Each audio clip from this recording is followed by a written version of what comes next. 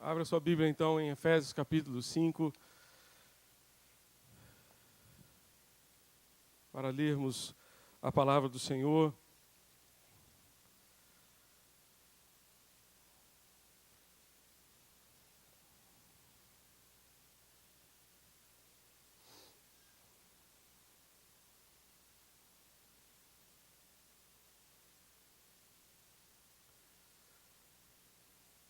Vamos ler a partir do verso 14, irmãos.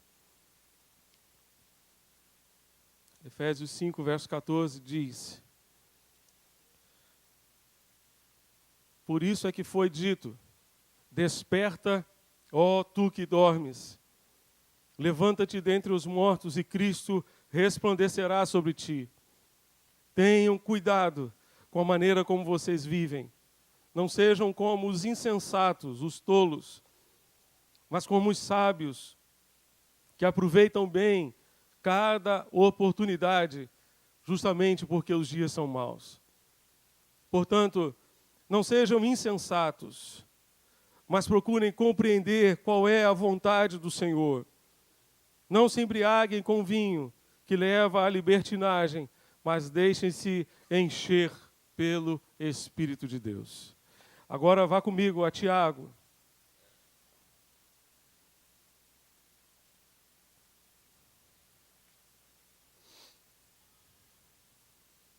Tiago, capítulo 4, de 13 em diante.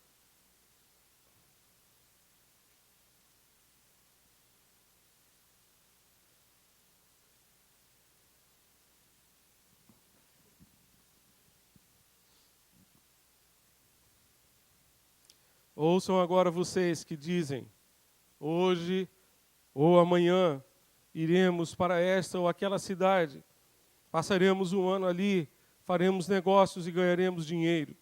Vocês não sabem o que lhes acontecerá amanhã, que é a sua vida.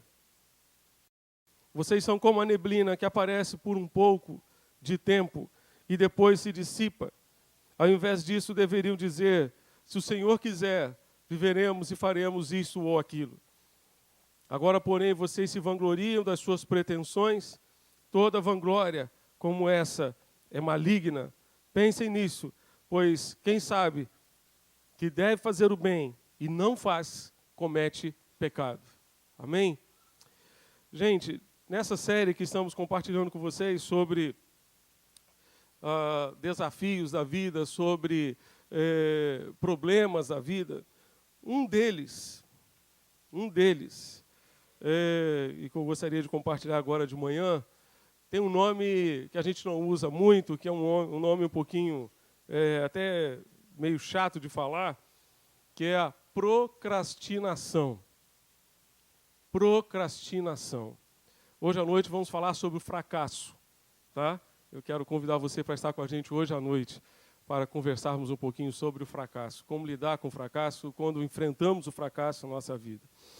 Mas a procrastinação, o dicionário Wise diz que é o ato ou efeito de procrastinar, adiamento, demora ou delonga.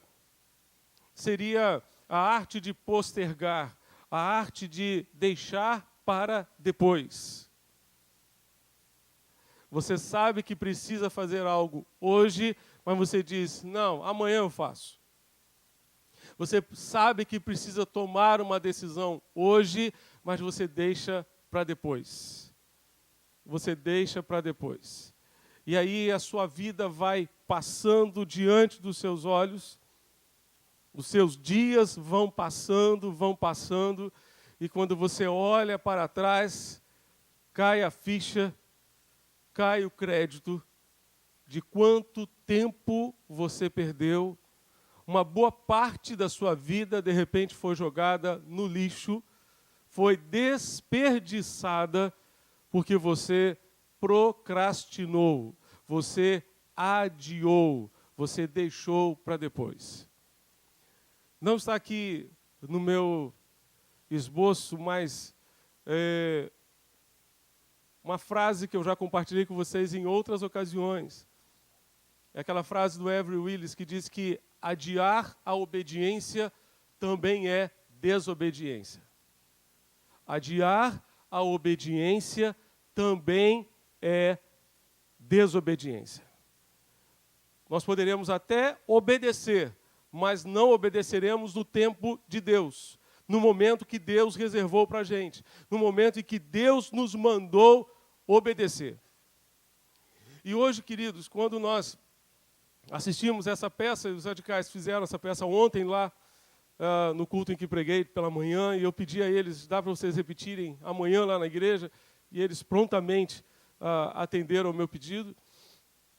A realidade é que, se nós continuarmos procrastinando a decisão de impactar a nossa nação, de impactar a nossa cidade, com certeza nós perderemos uma oportunidade maravilhosa. E com certeza as coisas só vão piorar. Só vão piorar. Se nós queremos deixar um futuro melhor para as próximas gerações, nós precisamos tomar decisões hoje. Nós precisamos tomar decisões hoje.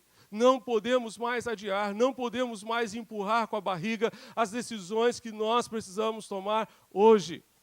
Hoje, nos nossos dias, esses últimos dias, tem se falado muito nas obras de legado, que são aquelas obras que vão ficar como um legado das Olimpíadas, que certamente facilitarão muito a vida dos cariocas, proporcionarão melhor mobilidade urbana e tal, graças a Deus por isso.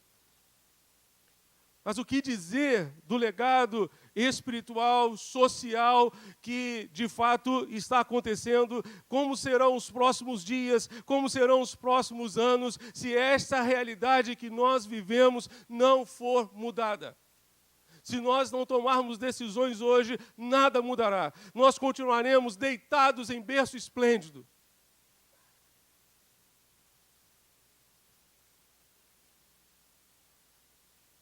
E nada vai mudar, nada vai acontecer. E aí a gente ouve o nosso prefeito dizer para a imprensa internacional que a Olimpíada é uma oportunidade perdida para o povo brasileiro. E ele está certo. Porque ela poderia ser muito melhor aproveitada. Muito melhor aproveitada. Mas muita oportunidade está sendo perdida, está sendo jogada no lixo. No lixo. Por quê? Por conta de decisões que não foram tomadas. Por conta de decisões que não foram tomadas. E se nós não tomarmos as nossas decisões hoje, as coisas só vão piorar. A cada dia a gente parece que acorda chocado com novas realidades na nossa cidade. Sexta-feira eu fiquei estarrecido com aquela moça que na rua Doc Lobo, saindo de um supermercado com a sua filha de 7 anos, foi abordada por um assaltante e ela não tinha dinheiro para dar ao assaltante. E ele simplesmente a esfaqueou na frente da sua filha. E ela foi sepultada ontem. E aquela menina desesperada, um taxista socorreu, e a menina desesperada tentando salvar a vida da sua mãe. Conseguiram chegar ao Hospital Souza Aguiar. Ela chegou a ser atendida, foi operada, mas não resistiu aos ferimentos. Será que a gente tem noção do que é isso? E será que a gente consegue continuar dormindo? Dizendo, eu não tenho nada a ver com isso. Eu não tenho nada a ver com isso. Deixa eu continuar na minha zona de conforto, deixa eu continuar na minha vida do jeito que ela está muito bom. Deixa eu continuar vivendo do jeito que eu estou vivendo. Será que é isso que Deus quer de nós? Quando Josué atravessou o Rio Jordão com o povo de Israel e começou a conquista da terra prometida, eles conquistaram várias cidades, várias regiões da Palestina. Mas houve um momento de marasmo. Havia muita terra ainda para ser conquistada. E Josué precisou chamar o povo e dizer: até quando vocês serão remissos em tomar posse daquilo que Deus lhes deu? Até quando vocês vão adiar? Até quando vocês vão ficar deixando para depois? Até quando vocês vão protelar, fazer aquilo que Deus mandou que vocês fizessem? Até quando? Paulo diz aos Efésios: desperta tu que dormes, levanta-te, e Cristo te esclarecerá. Se você acordar, se você se levantar, Cristo vai esclarecer a você de que maneira Ele quer usar você nesse projeto de transformação do mundo. Ele vai dizer a você o que Ele está fazendo no mundo e como você se encaixa nesse projeto, como você se encaixa nesse plano. Ele vai esclarecer isso a você. É só você acordar. É só você se levantar e dizer: Deus, eu estou aqui. Mostra-me como tu queres me usar. Mostra-me o que tu queres fazer da minha vida, Senhor. Para não procrastinar as decisões que nós precisamos tomar, eu queria só deixar com vocês algumas atitudes. A primeira: examine com cuidado a sua vida. Examine com cuidado o seu caminhar. O verso 15 de Efésios, capítulo 5, nos diz: não como nécios, não como insensatos, não como tolos. Vede bem, prudentemente como andais. Ou seja, veja como você tem andado, veja como você tem procedido. E não seja um tolo, um nécio, um insensato, diz a palavra, mas seja um sábio. O sábio é aquele que reconhece os seus erros. O sábio é aquele que, quando confrontado com a verdade, ele se torna mais sábio ainda. O tolo é aquele que está sempre dizendo que nunca está errado. O tolo é aquele que nunca reconhece os seus erros, nunca reconhece as suas falhas e nunca é transformado. A vida passa e ele continua sempre o mesmo. Então veja como você tem andado, o que é que precisa ser mudado, o que é que precisa ser transformado, o que é que precisa ser tratado por Deus. Segundo, pense nas oportunidades que Deus tem lhe dado e aproveite, em nome de Jesus. Aproveite bem cada oportunidade. Já compartilhei com vocês que existe uma diferença entre Cronos e Kairos, que são duas palavrinhas gregas para tempo. O Cronos tem a ver com cronômetro, tem a ver com relógio, tem a ver com tempo cronológico, tem a ver com tempo contado, tempo este que na eternidade não haverá. Às vezes a gente até brinca, mas na eternidade eu vou passar os primeiros 10 mil anos só olhando para o rosto de Jesus. Mas na eternidade não tem relógio, irmão. Você pode passar a eternidade inteira olhando para o rosto de Jesus, mas na eternidade não tem relógio. Mas aqui Paulo fala do Kairos, não é do tempo cronológico. Embora esse tempo cronológico esteja correndo, esteja andando, e a nossa vida passa rapidamente, e nós voamos, diz Moisés lá no Salmo 90.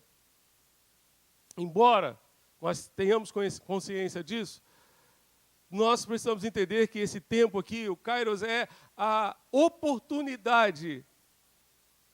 É a oportunidade. O Rio de Janeiro está jogando fora uma oportunidade preciosa. Preciosa. Quando é que vocês acham que vai ter uma outra Olimpíada no Rio de Janeiro? Me diga. Se acontecer, nós não estaremos aqui, irmãos. Se acontecer, nós não estaremos aqui. É uma coisa única. É o maior evento do mundo. É o maior evento do mundo. E o Brasil simplesmente está jogando fora essa oportunidade. Quantas oportunidades nós perdemos ao longo da nossa vida? Quantas oportunidades nós jogamos fora? E quando a gente joga fora uma oportunidade, a gente olha para trás com tristeza. Ah, se eu tivesse feito isso. Ah, se eu tivesse tomado essa providência. Ah, se eu tivesse tomado essa decisão. Como as coisas hoje seriam diferentes. Como as coisas hoje seriam diferentes. Tiago diz que a nossa vida é como uma neblina. É como um vapor que sobe e logo desaparece. Logo se desvanece. A vida passa rapidamente e nós voamos, diz o salmista. E nós precisamos pedir a Deus que nos ajude a gastá-la da melhor maneira possível. Outra atitude que você precisa ter é a atitude de compreender a vontade do Senhor. O verso 17 de Efésios vai nos dizer, pelo que entendei qual seja a vontade do Senhor. Nós só vamos parar de perder oportunidades quando a nossa vida estiver no centro da vontade de Deus. Enquanto a nossa vida não estiver no centro da vontade de Deus, nós vamos continuar jogando os nossos dias na lata do lixo. Nós só vamos encontrar razão para a nossa vida, significado para a nossa vida no centro da vontade de Deus. Não tem jeito. Qual é a vontade de Deus? Você precisa compreender a vontade de Deus não apenas para acumular conhecimento, mas, sobretudo, para você cumprir a vontade do Senhor. Para que você possa cumprir, de fato, aquilo que Deus quer que você faça. Nesse contexto, eu fico a pensar dos livramentos que Deus tem nos dado. Vocês concordam que se nós estamos hoje aqui respirando é porque Deus tem algum plano para a gente? Eu tenho certeza que eu e você poderíamos muito bem não estar aqui, por muitos motivos. Mas se eu e você fomos preservados por Deus, o salmista diz no Salmo 66 que Deus é aquele que preserva a vida. E quando Ele preserva a vida, Ele preserva com um propósito. Vocês ouviram no dia 3, há 15 dias atrás, a Cristiane falar aqui, que nos dizem que ela esteve trabalhando em Angola, ela passou por uma estrada, indo para uma outra cidade, foi e voltou sem qualquer problema. Dias depois, um outro carro passou e foi explodido por uma mina terrestre que estava ali naquele lugar. No mesmo lugar onde ela passou. Por que Deus preservou a Cristiane? Porque Deus tinha outro propósito para ela. De Angola ela foi para Burkina Faso e agora foi para a Ásia. Servindo a Jesus. Ela disse, não chegou a minha hora. Eu podia muito bem ter morrido ali. Não chegou a minha hora. Deus preservou a minha vida. E quando a Cristiane falava isso, eu me lembrava de um amigo nosso, angolano, lá de Londrina, que fez pós-graduação junto com a gente. Né? Eu fui colega do Osíris, tanto na graduação quanto na pós. Né? A graduação aqui no Rio, né? E a pós lá em Londrina. Esse amigo, rapaz que a gente conheceu lá, ele disse que ele estava no exército angolano. E então eles foram colocados num caminhão para fazer um trajeto. E ele sentou-se num lugar, num caminhão, e o sargento virou para ele e disse, não, você não vai sentar aí não, esse lugar aí é meu. Tá bom, o senhor manda, né? Então, ele sentou-se lá e o caminhão foi seguindo o seu trajeto. Quando passou embaixo de uma árvore, o que aconteceu? Uma mina terrestre explodiu. E quem foi que morreu? O sargento que estava sentado naquele lugar onde ele sentaria.